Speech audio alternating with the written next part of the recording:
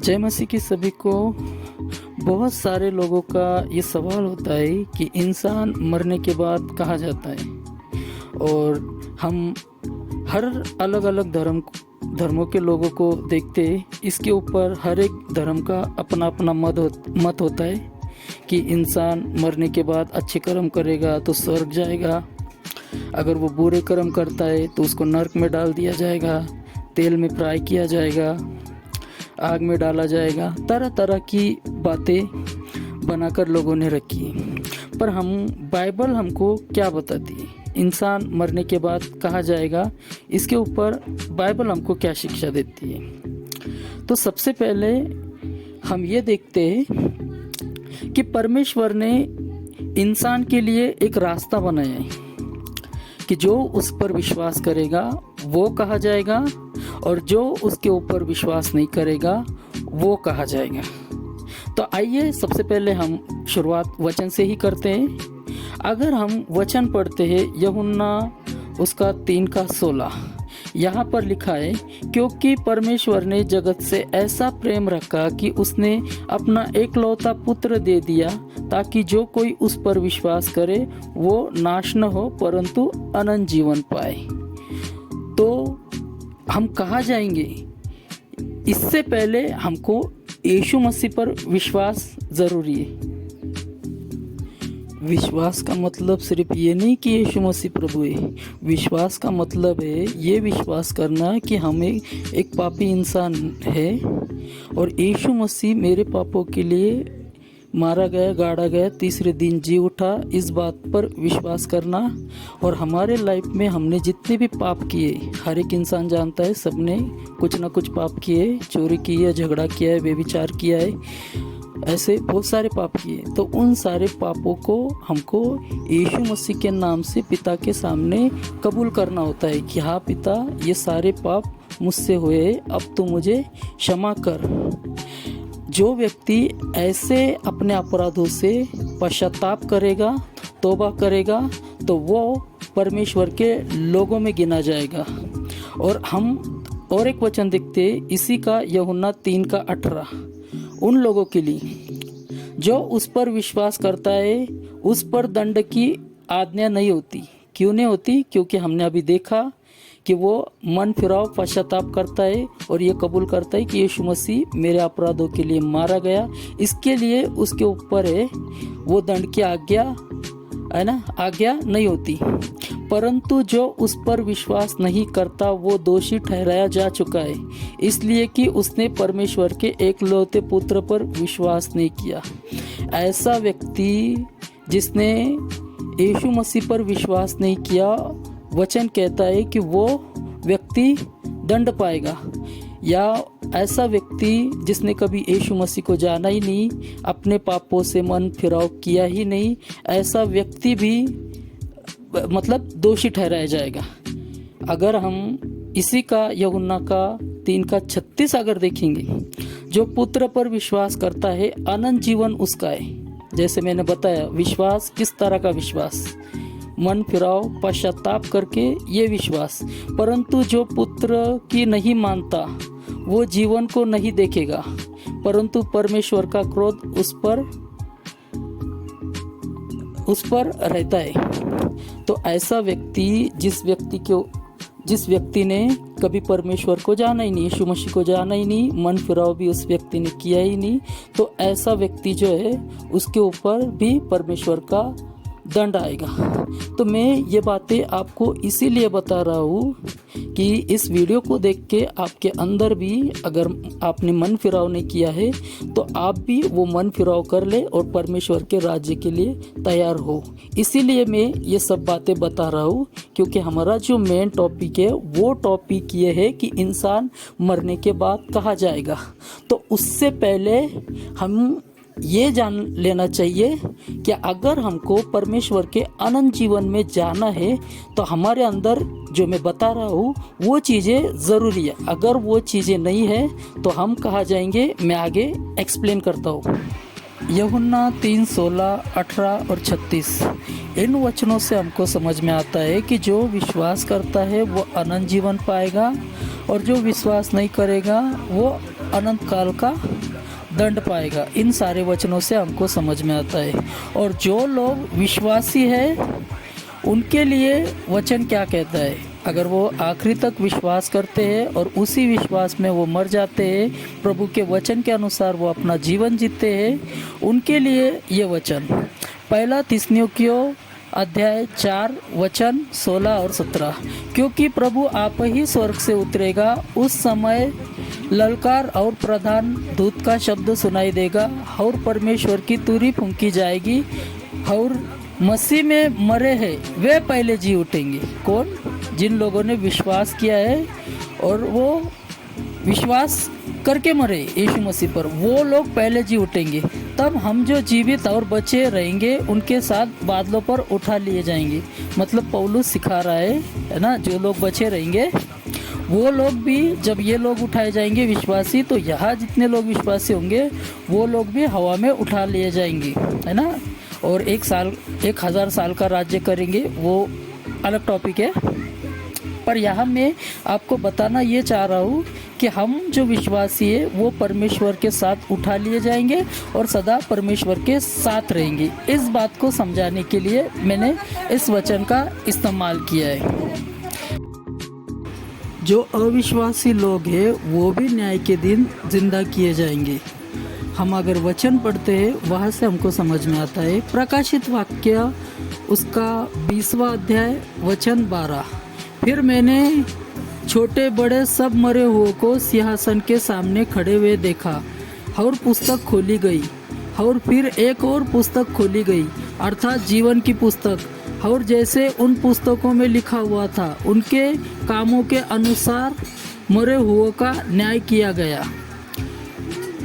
20 का 13 और समुद्र ने उन मरे हुओं को जो उसमें थे दे दिया। क्या बोल रहा है? उन लोगों के शरीर, है ना, जो समुद्र में होंगे मरे हुए, है ना, वो समुद्र ने उन शरीरों को दे दिया और मृत्यु और अधोलोक ने उन मरे हुओं को जो उनमें थे दे दिया। मतलब मृत्यु और अधोलोक, जो मर चुके लोग हैं, अधोलोक ने उन लोगों की आत्माओं को भी दे दिया और उनमें से हर एक के काम के अनुसार उनका न्याय किया गया, है ना। मतलब वो जिंदा हुए और उनका न्याय किया गया। और मृत्यु और अधोलोक भी आग की झील में डाले गए। मतलब उन लोग जिंदा किए गए और फिर उनको आग की झील में डाला गया। ये दूसरी मृत्यु है। इन वचनों से हमको समझ में आता है कि जिस तरह विश्वासी जिंदा होंगे वो हमेशा के लिए प्रभु के साथ रहने के लिए, और अविश्वासी भी जिंदा होंगे हमेशा के लिए नरक में जाने के लिए। इन वचनों से हमको ये समझ में आता है। पर कुछ लोगों का सवाल ये होता है कि आज अगर व्यक्ति मरता है तो वो कहाँ जाता है? क्या वो डायरेक्ट प्रभु के साथ जाता है या डायरेक्ट वो नरक में जाता है? ये सवाल आजकल लोग पूछते हैं और इस सवाल को लोगों ने ऐसा ही बताया है कि आज इंसान अगर मरता है तो वो डायरेक्टली नरक में जाता है या विश्वासी हो तो वो स्वर्ग में जाता है। तो ये कौन सा वचन इस्तेमाल करते हैं, हम उन वचनों को देख लेंगे, है ना। ये वचन इस्तेमाल करते हैं 2 कुरिन्थियों अध्याय 5 वचन 6 से 8, इसको लेते हैं वो। और यहाँ पर पौलुस क्या समझा रहा है उन लोगों को, हम देख लेते हैं वचन पढ़ के। इसलिए हम सदा ढाढ़स बांधे रहते हैं और ये जानते हैं कि जब तक हम देह में रहते हैं तब तक प्रभु से अलग है, क्योंकि हम रूप को देखकर नहीं पर विश्वास से चलते। इसलिए हम ढाढ़स बांधे रहते हैं और देह से अलग होकर प्रभु के साथ रहना और भी उत्तम समझते हैं। तो इस वचन को लेकर लोग ये टीचिंग बनाते हैं कि देखो यहाँ पौलुस कह रहा है ना कि हम प्रभु के साथ रहना उत्तम समझते हैं, शरीर से देह से अलग होकर इस वचन को लेते। पर इस वचन का वो पूरा संदर्भ नहीं देखते। यहाँ पर पौलुस शरीर और आत्मा की बात कर रहा है ना। अगर हम आत्मा से प्रभु में चलते हैं तो हम प्रभु के साथ रहते हैं, है ना। और देह से अगर हम अलग रहते हैं तो हम प्रभु के साथ और भी उत्तम समझते हैं। तो यहाँ पर ये बताने की कोशिश कर रहा है पौलुस कि हम शरीर के जो है ना, शरीर की जो इच्छाएं होती उससे अगर हम अलग होकर परमेश्वर के साथ रहते हैं तो वो और भी मतलब उत्तम समझते हैं हम। ये कॉन्टेक्स्ट है यहाँ पर कहीं पर भी पौलुस का ये संदर्भ नहीं है कि हम मरने के बाद डायरेक्टली परमेश्वर के साथ चले जाएंगे बोल के। ये लोग और एक वचन को लेते हैं जिससे ये साबित करने की कोशिश करते हैं कि इंसान मरने के बाद स्वर्ग में चला जाता है। ये वचन लेते हैं प्रकाशित वाक्य उसका 6वां अध्याय 9 और 10 वचन, जहाँ लिखा है, जब उसने 5वीं मोहर खोली तो मैंने वेदी के नीचे उसके प्राणों को देखा। तो यहाँ पर लिखा है ना कि मैंने वेदी के नीचे उनके प्राणों को देखा जो परमेश्वर के वचन के कारण और उस गवाही के कारण जो उन्होंने दी थी वध किए गए थे। तो इन लोगों को वेदी के नीचे लिखा, यहाँ पर लिखा है ना।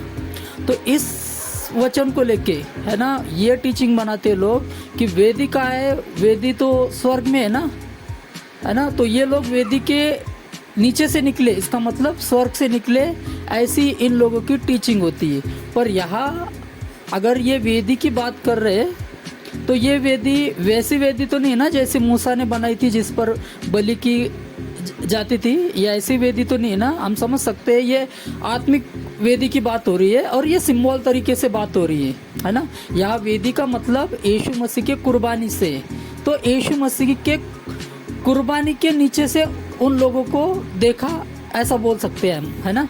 अगर वचन को ट्रांसलेट किया जाए तो, समझा जाए तो इस वचन से कहीं पर हमको ये समझ में नहीं आता है कि हम जो मरने के बाद है वो स्वर्ग में चले जाते हैं बोल के, इस वचन का जो लोग इस्तेमाल करते हैं। आज अगर कोई व्यक्ति मरता है तो बाइबल क्या कहती है वो कहा जाता है। आइए हम वचन से देखते हैं। वचन अगर हम पढ़ेंगे लूका उसका 16 का 22 और 23, यहाँ पर देखते हैं हम लाजर और धनी व्यक्ति का उदाहरण यीशु मसीह देते हैं कि जब लाजर मर गया तो वो अब्राहम की गोद में गया और धनी व्यक्ति जब मरा वो ऐसी जगह गया जहाँ वहाँ उसको पीड़ा मिल रही थी, मतलब नर्क जैसी जगह, और लाजर जहाँ गया वो है स्वर्ग जैसी जगह। ये असल में स्वर्ग नहीं है और ये असल में नर्क नहीं है, ये स्वर्ग जैसी जगह है जहाँ पर वेटिंग के लिए रखा जाता है। जब न्याय होगा तो इन जगहों से निकाल के जो विश्वासी है वो परमेश्वर के साथ स्वर्ग में उठा लिए जाएंगे और जो अविश्वासी है वो है ना यहाँ से निकाल के वो जिंदा करके उनको नर्क में डाल दिया जाएगा। जैसे वचन भी कहता है हमको विश्वासी जिंदा होंगे वो इसलिए कि वो परमेश्वर के साथ अनंत जीवन काल में जाए, और अविश्वासी भी जिंदा होंगे वो इसलिए जिंदा होंगे कि वो शरीर के साथ नर्क में डाल दिए जाए। मैं वचन से आपको साबित करूंगा कि कौन से वचन से समझ में आता है हमको कि विश्वासी भी जिंदा किए जाएंगे। अगर हम पढ़ते हैं प्रकाशित वाक्य उसका 20 का 13, यहाँ पर लिखा है, और समुद्र ने उन मरो हुओं को जो उसमें थे दे दिया, और मृत्यु और अधोलोक ने उन मरो हुओं को जो उनमें थे दे दिया, और उनमें से हरेक के कामों के अनुसार उनका न्याय किया गया, और मृत्यु और अधोलोक भी आग की झील में डाले गए। ये आग की झील दूसरी मृत्यु है। तो इन वचनों को से समझ में आता है कि अविश्वासी लोग भी जिंदा होंगे और वो शरीर के साथ जो है वो नरक में डाल दिए जाएंगे। तो आप समझ गए होंगे कि जो आज के पीरियड में इंसान मरता है वो उस जगह जाता है जहाँ धनी व्यक्ति और लाजर गए थे। विश्वासी हो वो लाजर की साइड और अविश्वासी हो वो धनी व्यक्ति के साइड। और जिस दिन न्याय होगा तब यहाँ से उनको निकाला जाएगा और जो विश्वासी है वो यीशु मसीह के साथ अनंत जीवन काल के लिए जाएगा और जो अविश्वासी है वो अनंत नरक में डाल दिया जाएगा। तो आशा करता हूँ आप इस वीडियो से समझ गए होंगे कि इंसान मरने के बाद कहा जाता है। तो जय मसीह की, प्रेज द लॉर्ड।